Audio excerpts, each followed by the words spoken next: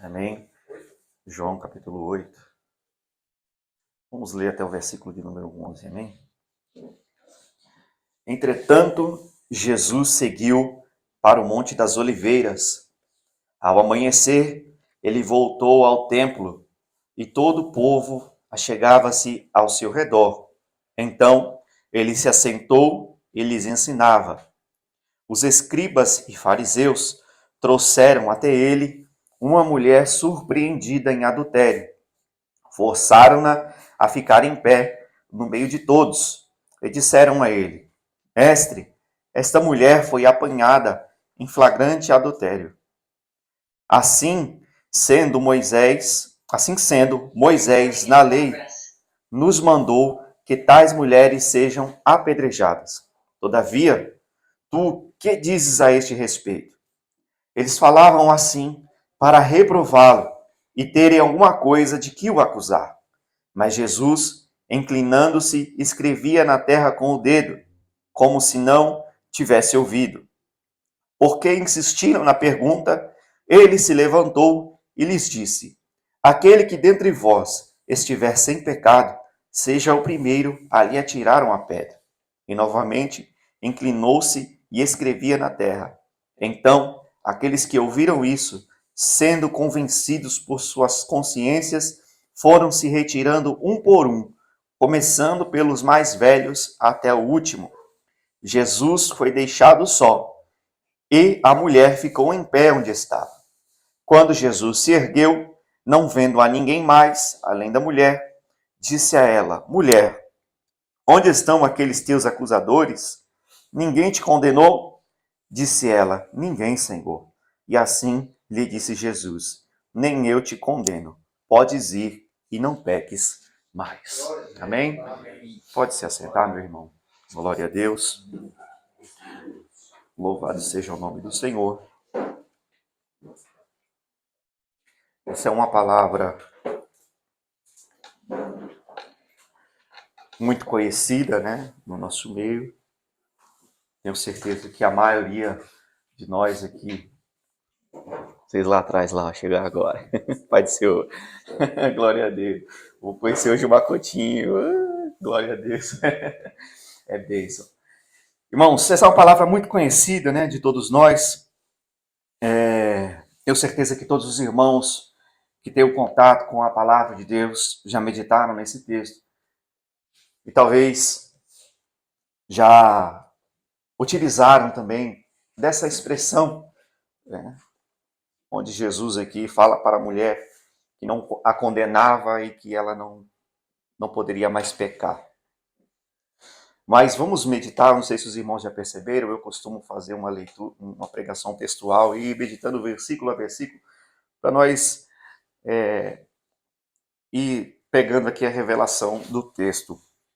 O versículo de número 1, você continue com sua Bíblia aberta aí, o versículo de número 1 diz assim: Entretanto, foi para o Monte das Oliveiras. Entretanto, Jesus seguiu para o Monte das Oliveiras. Irmãos, o Monte das Oliveiras é um lugar onde Jesus ia ou foi diversas vezes para se reservar a oração. Era um dos lugares preferidos do nosso mestre de oração, o lugar onde Jesus se reservava para orar, onde ele buscava a face do Senhor, onde ele se revestia do poder de Deus, buscava a face do Senhor ali, para que ele pudesse, então, dar continuidade ao seu ministério. A vida de Jesus, ela foi repleta de desafios, de adversidades, de momentos conturbados. Caluniaram Jesus, perseguiram ele, queriam apedrejar Jesus. E se não fosse a oração, Jesus, claro, irmão, você fala assim, mas Jesus era Deus. Mas ele nos ensinou, através do seu testemunho, que a oração era uma parte essencial do seu ministério. Porque sem oração, ele poderia cair em tentação. Foi no Monte das Oliveiras que Jesus disse que devíamos vigiar e orar, para que não entrássemos em tentação. Então Jesus, através da sua vida de oração, ele venceu. Mas o que eu quero chamar a atenção nesse texto, nesse primeiro versículo que nós lemos aqui, é que ele diz assim, entretanto. Por que ele fala entretanto? Foi Jesus para o Monte das Oliveiras. Porque se você ler os versículos anteriores, entenda, irmão, que a princípio as escrituras sagradas, elas não tinham capítulos e nem versículos. O Evangelho de João é uma carta, ela é escrita em sequência, não tem essas pausas. Então, se você ler os versículos anteriores, continue com sua Bíblia aberta aí, a partir do versículo 45, vai ter uma situação aqui. O texto diz que os guardas do templo voltaram aos chefes dos sacerdotes e aos fariseus, os quais lhe inquiriram, por que não o trouxesse? Ou seja, não levaram Jesus até os sacerdotes. Os guardas explicaram, nenhum homem jamais falou como este. Replicaram-lhe os fariseus, será possível que foste também iludidos? Porventura acreditou nele alguém das autoridades ou dos fariseus? E quanto a este povo comum, que nada sabe da lei, são uns malditos. Nicodemos, sendo um dos sacerdotes, os quais estivera com Jesus, questionou-os. Acaso a nossa lei julga um homem sem primeiro ouvi-lo e saber o que ele está fazendo? Eles responderam, és igualmente tu um galileu? Procura e verás que nenhum profeta se levantou na Galileia. E depois disso, cada um foi para a sua casa. Aí o versículo de número 1 entra. Entretanto, Jesus foi para o Monte das Oliveiras. Eu quero que você preste atenção nisso. Os escribas e os fariseus estavam tramando contra Jesus. Eles passavam a noite, eles passaram dias tentando ver um modo como eles iriam apanhar Jesus, tentar achar algum motivo para o acusá-lo. Mandaram soldados buscar Jesus, mas quando os soldados se encontraram com Jesus e ouviram os ensinamentos de Jesus, eles voltaram de mãos abanando. Porque quando alguém se deparava com Jesus e ouvia ele, eles tinham a mesma reação que esses soldados tiveram. Ninguém jamais falou como este homem. Então eles voltaram de mãos abanando porque eles ficaram surpreendidos com os ensinamentos de Jesus. E aí então há uma discussão, há uma divergência, porque os sacerdotes perguntaram, vocês acreditaram neles? Algumas das autoridades aqui também acreditou neles. Pesquisa aí, falaram para Nicodemos, pesquisa aí, você vai ver que na Galileia não surgiu nenhum profeta.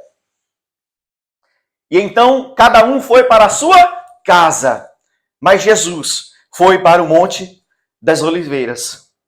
É interessante esse contraste, porque os inimigos foram descansar, enquanto Jesus foi batalhar em oração.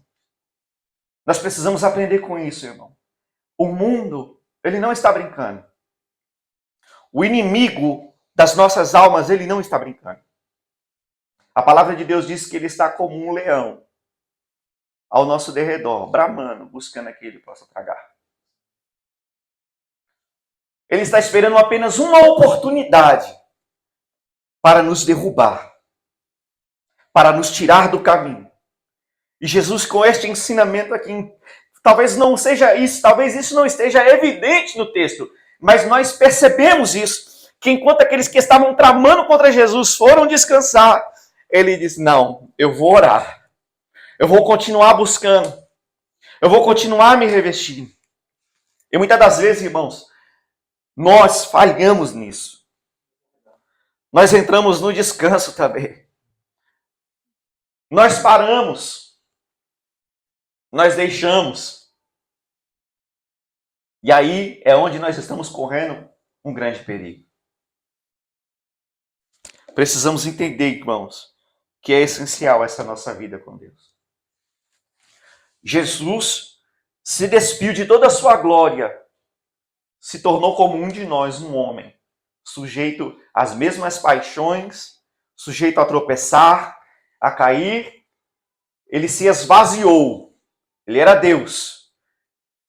estava sentado no seu alto e sublime trono e desceu aqui para interceder por nós. Mas ele mostrou o caminho e como deve ser a nossa vida nesse mundo. E aí o texto prosseguindo, vai dizer assim, ao amanhecer ele voltou ao templo. Jesus, irmão, ele não passou a sua vida inteira em Jerusalém, não, tá? No templo. Ele geralmente ia nas ocasiões de festividades. E aqui Jesus estava em uma festividade em Jerusalém. E então, quando ele estava em Jerusalém, ele ia até o templo. E ali no templo ele costumava ensinar. E o texto diz, ao amanhecer, em outra tradução diz de madrugada, ele voltou ao templo e todo o povo se achegava ao seu redor. Então ele se assentou e lhes ensinava. Então os escribas e os fariseus trouxeram até ele uma mulher surpreendida em adultério. Forçaram-na a ficar em pé no meio de todos e disseram a ele, mestre, esta mulher foi apanhada em flagrante ato de adultério. Então Jesus estava no templo orando. De manhã cedinho Jesus estava no monte orando. De manhã cedinho ele vai para o templo e se assenta. O povo chega ao seu redor e ele começa a ensinar. E aí daqui a pouco vem os atribulados dos escribas e fariseus. Bom, se você parar para prestar atenção, todas as vezes que os escribas e os fariseus chegavam diante de Jesus, era com um questionamento para tentar achar um motivo para o acusá-lo. Você não vai ver em nenhum momento um escriba e um fariseu se assentando diante de Jesus para ouvir de fato o que ele estava falando. Por isso que Nicodemos fala isso nos versículos anteriores. Por acaso a nossa lei julga alguém sem antes ouvi-la? Porque Nicodemos, quando ouviu Jesus, ele teve um grande ensinamento. Mas esses escribas e fariseus, todas as vezes, irmãos, que eles chegavam diante de Jesus, nunca era para ouvir ele falar. Sempre era com uma artimanha. Sempre era com uma cilada. Sempre era com uma armadilha. E dessa vez, eles chegam diante de Jesus com uma mulher.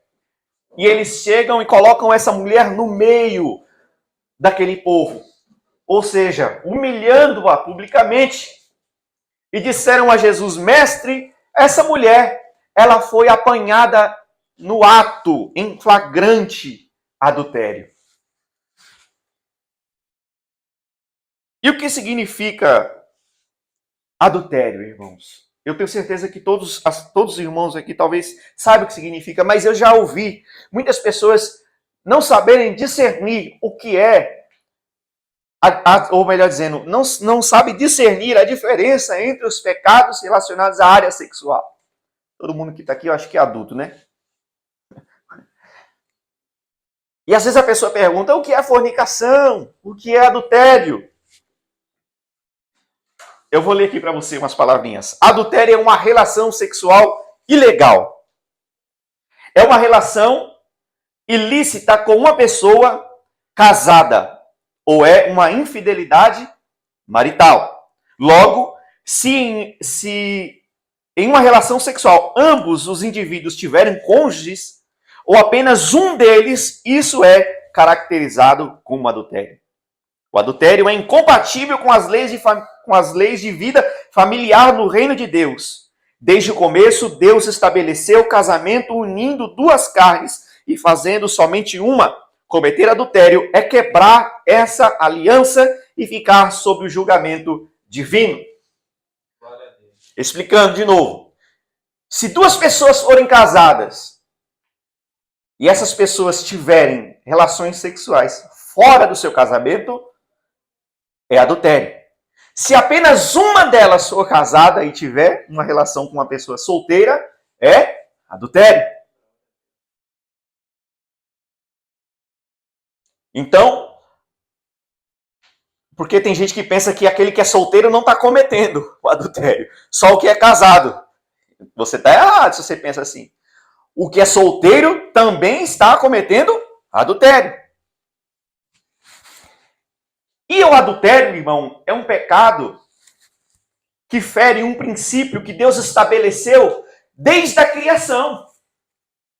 Porque quando Deus cria Adão e Eva, e estabelece a aliança, ele diz que de duas carnes ele faz somente uma, ou seja, agora ele está unindo, e Jesus ensinando sobre este mesmo assunto, ele diz, aquilo que Deus uniu, não separe o homem. Então é um princípio, irmão, que Deus desde o começo já estabeleceu. Portanto, é gravíssimo.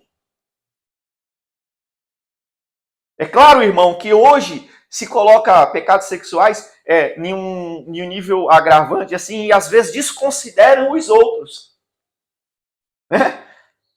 Tem igrejas por aí que só disciplina coisas relacionadas à área sexual. Mas tem pessoas que mentem descaradamente.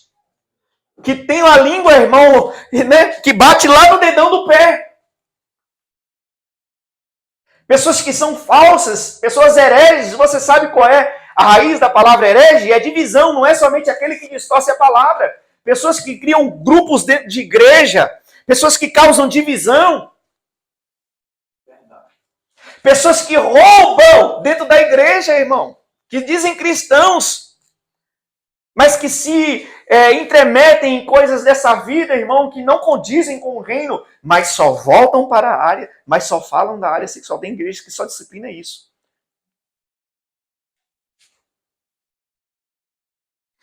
Mas aqui é levada essa mulher diante de Jesus.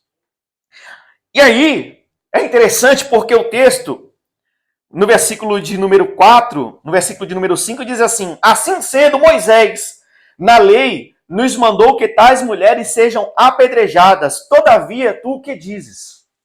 Veja, que aqueles homens trouxeram aquela mulher diante de Jesus, dizendo assim, olha, essa mulher ela foi apanhada no ato de adultério, e na lei de Moisés diz que essas mulheres devem ser apedrejadas. Os escribas, eles dizem que é na lei, ou seja, eles mencionam a lei de Moisés. Mas o que fica o que nós podemos aprender aqui, irmãos, é que esses homens, eles estavam desqualificados como executores da lei. Eles não tinham a capacidade de julgar aquela mulher. Eles não tinham a capacidade de condenar aquela mulher. É isso que nós precisamos aprender hoje, nessa manhã. É uma religião que esses homens tinham hipócritas. Hipócrita. Eles não tinham a mínima condição de julgar ela e nem de a condenar. E eles citam a lei de Moisés. Na lei de Moisés está dizendo que essas mulheres devem ser apedrejadas. Levítico, capítulo de número 10, diz assim, o homem que adulterar com uma mulher de outro, sim, aquele que adulterar com a mulher do seu próximo, certamente será morto, tanto o adúltero como a adúltera. Deuteronômio, capítulo 22, e o versículo de número 22. Se um homem for encontrado deitado com uma mulher que tenha marido, morrerão ambos. O homem que tiver se deitado com a mulher e a mulher. Assim exterminará o mal de Israel. Esses textos, esses são os textos da lei que mencionam que quem for pego no ato de adultério deve ser morto. Ora, ambos deveriam ser mortos, tanto o homem como a mulher. Mas só levaram a mulher até Jesus. E isso por si só já os desqualifica como executores da lei. Você entendeu aqui o que está acontecendo, irmão? Levaram quem? A mulher. Mas na lei de Moisés, da qual eles se referiram, está dizendo que o homem e a mulher deveriam ser mortos. Na lei de Moisés. Então aqui, irmão, eu não entendo muito de advocacia, não entendo nada disso aí. Mas eu começo a pensar que se esse caso aqui fosse julgado num tribunal, o juiz já automaticamente desqualificaria isso. Porque cadê a outra prova? Cadê a prova? Né? O homem, o outro lado desse crime, vamos dizer assim. Não tinha. Alguém aqui pode, nos dias atuais, né, aí a militância, né, aquele negócio que enche o saco, não vou entrar nesses assuntos, pega esse texto aqui e fala, tá vendo aqui? O fundamentalismo aqui, olha, tá vendo como que era machista naquela época? Porque o homem que também estava lá não levaram, só levaram a mulher. Aí nós podemos aqui, irmão, imaginar uma série de coisas. Porque eu já vi pessoas dizer que esse homem aqui que adulterou com essa mulher era uma pessoa influente em Israel. Talvez fosse até um sacerdote, por isso que não levaram, queriam acobertar e levaram só a mulher para tentar Jesus. E aí, irmão, nós poderíamos aqui supor um monte de coisa, mas seriam só suposições. Mas uma coisa fica evidente, esses homens que levaram essa mulher não tinham a condição de julgar ela e nem de condenar ela. Talvez ela tivesse de fato, talvez não, ela de fato cometeu esse pecado, porque Jesus confirma isso. Mas aqueles homens que levaram ela, eles não tinham a capacidade de julgá-la e nem de condená-la. Primeiro, porque eles não estavam cumprindo a lei à risca. Segundo, porque o intuito de levar aquela mulher diante de Jesus era um intuito maléfico. No versículo de número 6, vai dizer assim: eles falavam assim para prová-lo ou para tentá-lo e terem alguma coisa de que o acusar. Mas Jesus, inclinando-se, escrevia na terra com o dedo. Veja que o versículo de número 6 demonstra que aqueles homens, eles não amavam a lei. Eles não queriam cumprir a lei de Moisés. Eles queriam achar um motivo para acusar Jesus.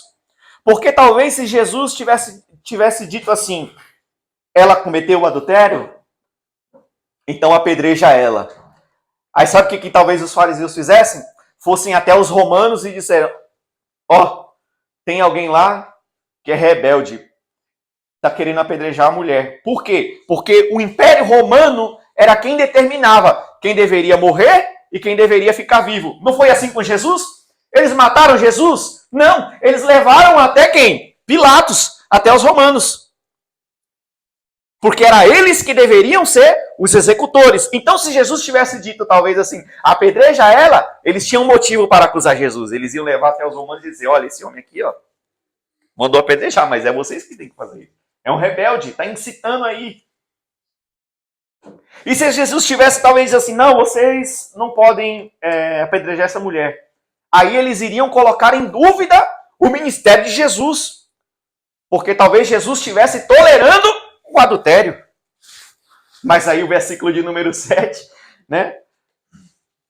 Jesus, na verdade, ignora, né? Ele começa a escrever na terra com o seu dedo. Não sei o que Jesus estava escrevendo, irmão. Se Deus revelar para você, compartilhe. Porque o texto não está aqui. Não tem nada, irmão. Tem gente que inventa coisa aí, né? Mas o texto não está dizendo isso. O texto está dizendo que Jesus se agachou, começou a escrever na terra, como se não tivesse ouvido o que eles tinham falado. Mas aí eles insistiram na pergunta. Então Jesus se levanta e o versículo de número 7, Jesus diz: aquele que dentre vós estivesse sem pecado, seja o primeiro que lhe atire pedra. Que homem sábio. Glória a Deus. Aleluia. Ele não falou que era para apedrejar, que não era para apedrejar. Agora ele mexeu com a consciência deles. Aqui a sabedoria divina é revelada. Jesus não estava sendo passivo com relação ao ato do pecado, nem tampouco um crente Nutella, como comumente é usado para chamar aqueles que somente dizem, não julgueis. Porque talvez Jesus poderia dizer, né? Hoje em dia, alguém quando vê alguém em pecado diz, não julgue, não julgueis. É o que nós chamamos de crente Nutella, que não conhece a lei e a doutrina cristã. Quando se deve de fato julgar ou não.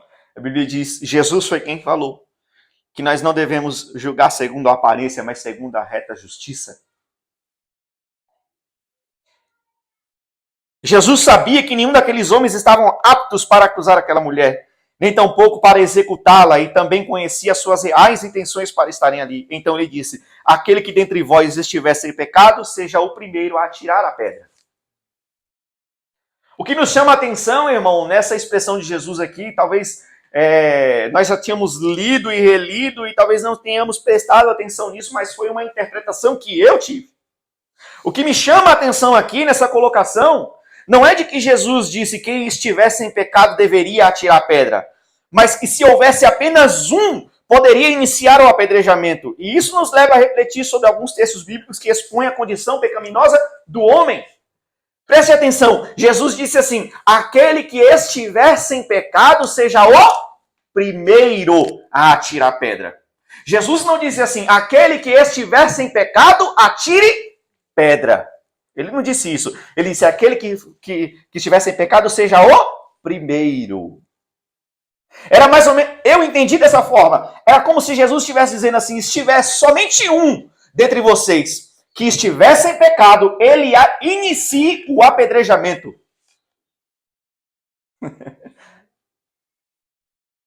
Jesus não estava dizendo assim, só quem tivesse em pecado atira. Não, ele disse assim, se tiver somente um, ele começa o apedrejamento. Seja o primeiro a atirar pedra. E aí, é aquilo que eu acabei de ler. Isso me leva, ou nos leva a refletir sobre alguns textos que falam a respeito da condição pecaminosa da humanidade. Romanos 3:10 diz assim: como está escrito, não há justo nenhum sequer. Salmo 14, verso 1 ao 3 diz assim: diz o nécio no seu coração, não há Deus. Os homens têm se corrompido, fazem-se abomináveis em suas obras, não há quem faça o bem. O Senhor olhou do céu para os filhos dos homens, para ver se havia algum que tivesse entendimento, que buscasse a Deus. Desviaram-se todos, e juntamente se fizeram imundos. Não há quem faça o bem, nem sequer um. Eclesiastes 7:20. Pois não há homem justo sobre a terra que faça o bem e nunca peque. Romanos 3:23, porque todos pecaram e destituídos estão da glória de Deus. Deus olhou lá do céu para a terra para ver se havia alguém que tivesse entendimento, que buscasse a Deus, mas ele, quando observou, ele disse: todos se desviaram e fizeram-se juntamente imundos. Não há quem faça o bem. Não há sequer um. Essa é a condição pecaminosa da humanidade. Deus olhando lá de cima para a terra, procurando para ver se alguém tinha entendimento, mas não tinha ninguém. Jesus, na sua sabedoria, sabia da condição daqueles homens. Não havia um justo ali no meio. Não havia sequer um que fizesse o bem. Não havia sequer um que tivesse um entendimento. Não havia sequer um que nunca tivesse pecado. Ou que não estivesse pecando naquele exato momento. E aí, ele disse: se tiver alguém dentre vocês aí que não tiver pecado, seja o primeiro a atirar pedra. Não tinha ninguém, irmão. O que dizer da condição dos homens na época de Noé? Gênesis capítulo 6 vai dizer assim: viu o Senhor que era grande a maldade do homem na terra e que toda a imaginação dos pensamentos do seu coração era continuamente má. Então se arrependeu o Senhor de haver feito o homem na terra e isso lhe pesou o coração. E disse o Senhor: destruirei da face da terra o homem que criei, tanto o homem como o animal, os répteis e as aves do céu, porque me arrependo de os haver feito. Noé, porém, achou graça aos olhos do Senhor. Estas são as gerações de Noé. Noé era homem justo, perfeito em suas gerações e andava com Deus. Gerou Noé 3 filhos, Sem, Cão e Jafé. A terra, porém, estava corrompida diante de Deus e cheia de violência. Viu Deus a terra e eis que estava corrompida, porque toda a carne havia corrompido o seu caminho sobre a terra. E qual foi o fim que deu? Quando Deus viu que a maldade do homem era muito grande e que os seus pensamentos eram continuamente maus.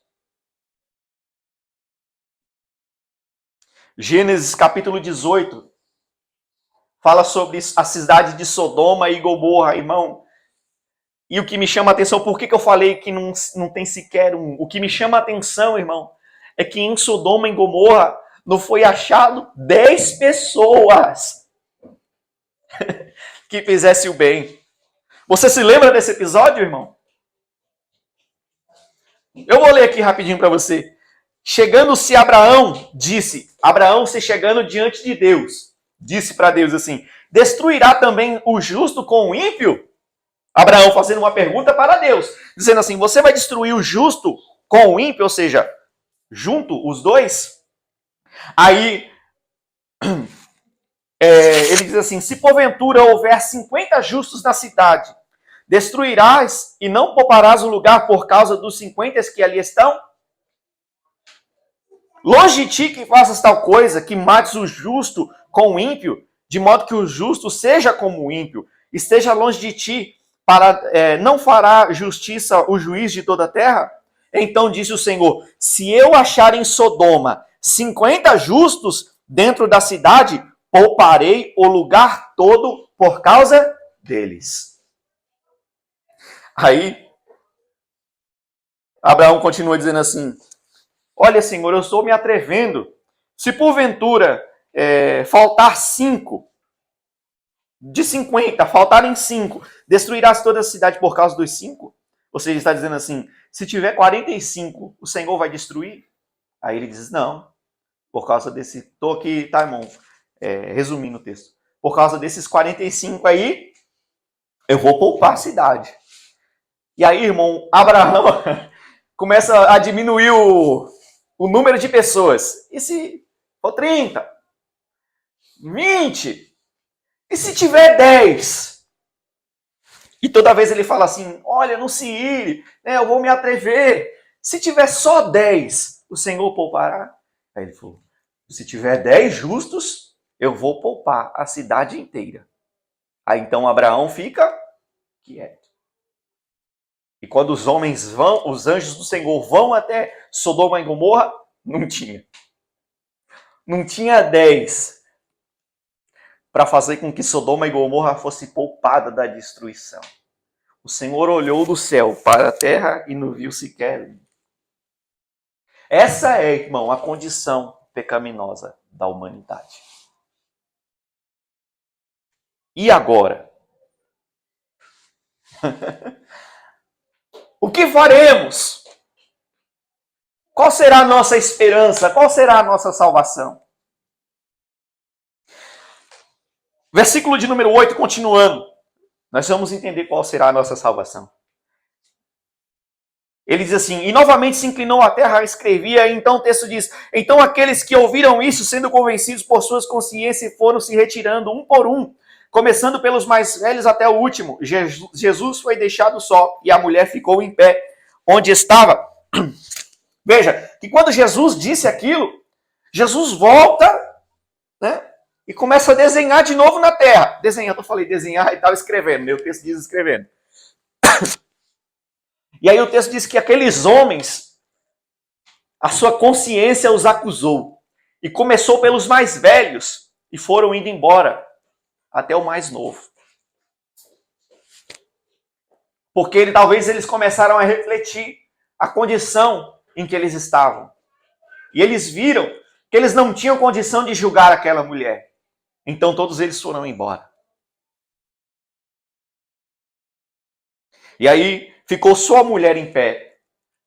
Jesus, quando se ergue, olha, não vê mais ninguém, só vê a mulher ali no meio, pergunta para ela assim, mulher, onde estão os teus acusadores? Ninguém te condenou? Aí ela diz, não, Senhor. Ele diz, nem tampouco eu te condeno. Vá e não peques mais. Jesus disse para aquela mulher que ela não tinha pecado? Não. Ele disse para ela assim, eu não te condeno, mas olha, vai e não peques mais. Jesus, ele não nega o erro daquela mulher. Em uma tradução, se eu não me engano é na NVI, diz assim, vá e abandone a sua vida de pecado. Era como se Jesus estivesse confirmando, você já tem vivido uma vida de adultério há muito tempo. Você já tem vivido essa relação extraconjugal há muito tempo. Mas olha, vai e não peques mais. Abandone essa vida de pecado. Talvez alguém que está aqui ou alguém que vai ouvir talvez essa mensagem no futuro está vivendo uma vida de pecado. Está tropeçando, está caindo. E neste momento é como se você estivesse diante de Jesus. E Jesus está dizendo, olha, eu não te condeno, mas tem um detalhe, abandone a sua vida de pecado.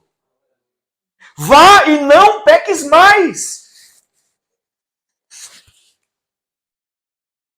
Jesus está aqui se colocando como um intercessor daquela mulher.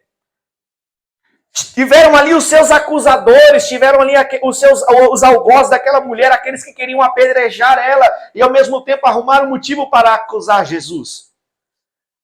Jesus, na sua sabedoria divina, desbarateia eles, irmão, coloca eles contra as suas próprias consciências e se volta para aquela mulher e diz, cadê os seus acusadores? Eles não tinham condição de te condenar, mas eu e Jesus tinha condição de condenar aquela mulher. Tinha ou não tinha, irmão? Porque Jesus nunca pecou. Ele poderia ser o primeiro a atirar a pedra nela. Ou não podia?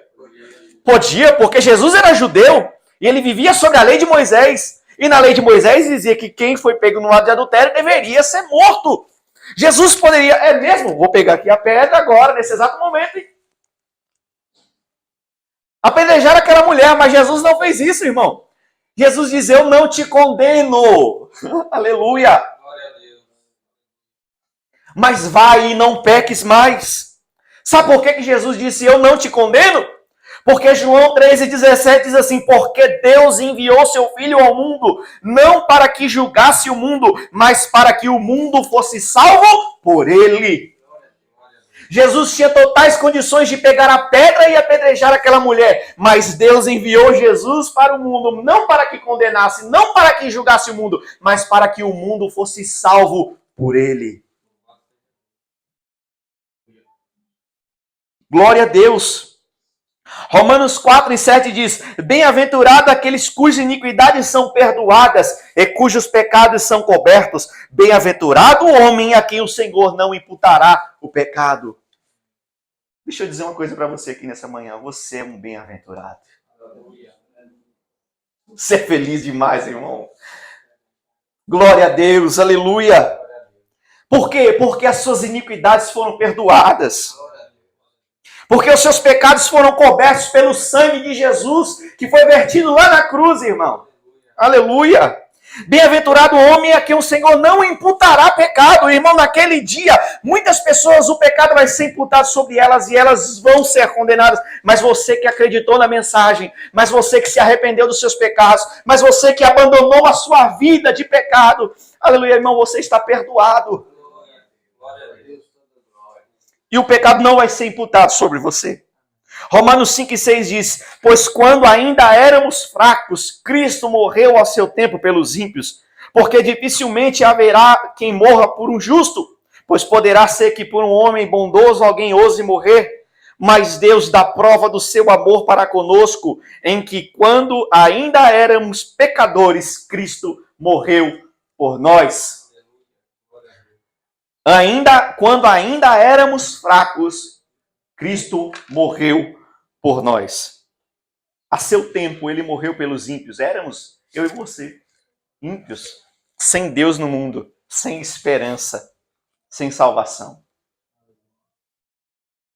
E aí é interessante que quando Paulo escreve isso, ele diz assim, porque dificilmente haverá quem morra por um justo, pois poderá ser que pelo homem bondoso alguém ouse morrer. Sabe o que Paulo está dizendo aqui? Ele está dizendo assim, muito dificilmente você vai achar alguém que ouse, quer dizer, que morra por alguém justo.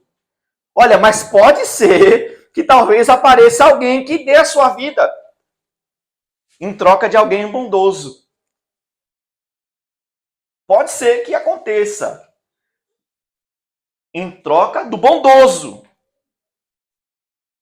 Mas aí ele diz assim, mas Deus dá prova do seu amor. Como? Em que quando ainda éramos pecadores, Cristo morreu por nós. Essa é a maior prova de amor.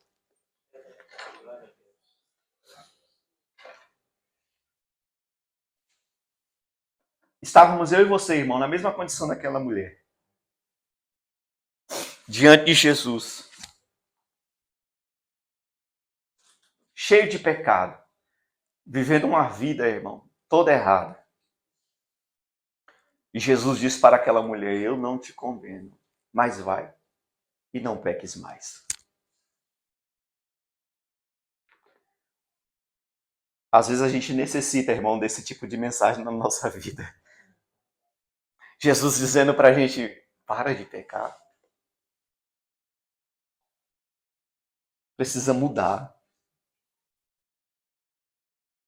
Você precisa lutar. E tem um texto, irmão, que eu acho muito interessante que Paulo fala. Paulo não, né, irmão? Tá escrito. A gente tem o costume de falar que é Paulo que escreveu Hebreus, irmão. Não tá escrito que foi Paulo. Mas assim, na luta contra o pecado, ainda não resististe até o sangue. Aleluia. Precisamos lutar.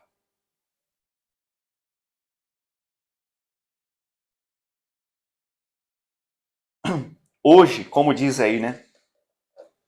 É uma expressão que os pregadores, né? Aqueles que estão ministrando a palavra até. Jesus como intercessor na terra. Hoje como advogado. Mas vai chegar o dia que ele vai vir como juiz. Nesse exato momento ele está intercedendo, advogando. Porque nós, ele diz assim, se alguém pecar, temos um advogado. É isso? Que nos purifica de toda injustiça. O seu sangue nos purifica de toda injustiça. Então, irmãos, que você fique hoje com essa mensagem. Nessa manhã. Que Deus possa abençoar a vida de cada um de vocês. Talvez essa é a mensagem que nós precisamos para hoje. Eu queria aqui distribuir bênçãos. Né? Igual muitos aí fazem, né? Só para concluir, irmão, ontem eu vi um vídeo que me deixou meio escandalizado. Um pastor aí de uma igreja conhecida aí, não sei nem se não pode nem chamar de pastor, né? Cobrando R$1.000 por um milagre. Eu e você já temos o maior milagre de todos, irmão. E você não precisou pagar por nada. Alguém já pagou o preço por você. Glória a Deus. Irmão, que Deus possa abençoar a sua vida, viu? E eu agradeço, irmãos, por essa oportunidade, né? E muito contente, irmão, estou em estar aqui com os irmãos hoje nessa manhã.